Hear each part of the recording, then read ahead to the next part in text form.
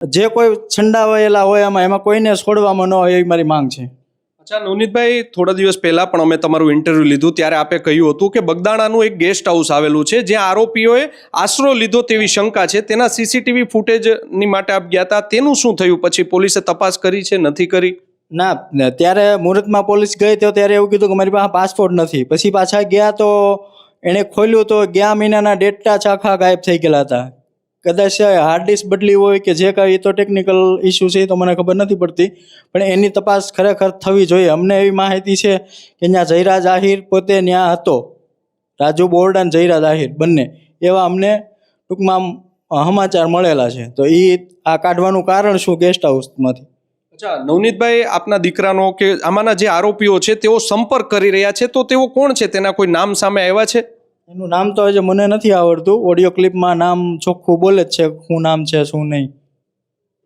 આ સિવાય નવનીતભાઈ કોઈ ફરિયાદી છે, આ તમે ફરિયાદી છો, તમારો કોઈ સંપર્ક સાધ્યો છે સમાધાન માટે, કે માયાભાઈ આહિર જૂથથી કે જયરાજના જૂથથી કોઈ તમારો સંપર્ક કર્યો છે? નહીં, કોઈએ મારો સંપર્ક કર્યો નથી. જે કાંઈ કોઈ વાતો કરતા હોય તો ખોટી અફવા છે. મારે સમાધાન આજે નથી કરવાનું, કાલે નથી કરવાનું.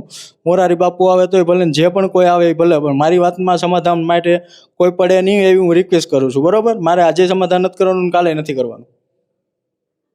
અચ્છા, ખાસ કરીને જો નવનીતભાઈ વાત કરવામાં આવે તો બગદાણાના જે ટ્રસ્ટીઓ છે તે 11 દિવસ જેટલો સમય વીતી ગયો હોવા છતાં પણ તેઓએ મૌન ધારણ કરેલું છે, તેનું શું કારણ હોઈ શકે?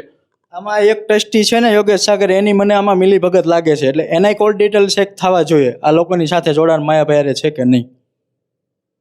અચ્છા નવનીતભાઈ, એક ખાસ કરીને તેવી પણ અત્યારે લોકમુખે ચર્ચાઓ ચાલી રહી છે, બગદાણાના જે ટ્રસ્ટીઓ હોય કે ત્યાંના સ્થાનિક લોકો હોય, કે ભાઈ યોગેશ સાગર છે તે મેનેજિંગ ટ્રસ્ટી બની જાય તો નવનીતભાઈને શું વાંધો હોઈ શકે? એવો કોઈ બનાવ અગાઉ બનેલો છે તેમની સાથે? એના ટ્રસ્ટીઓએ એવી જાહેરાત કરી હતી કે અહીંયા કોઈ મેનેજિંગ ટ્રસ્ટી આપણે નિમાયા નથી. જે પહેલાં જે બંધારણ મુજબ જે ટ્રસ્ટીઓની સંખ્યા પૂરી થાય પછી જ મેનેજિંગ ટ્રસ્ટી નિમવામાં આવે, એવી બગદાણા ગૃહ આશ્રમમાં જાહેરાત થયેલી છે. બાકી મને કોઈ વાંધો નથી કોઈ પણ મેનેજિંગ ટ્રસ્ટી બની જાય તો.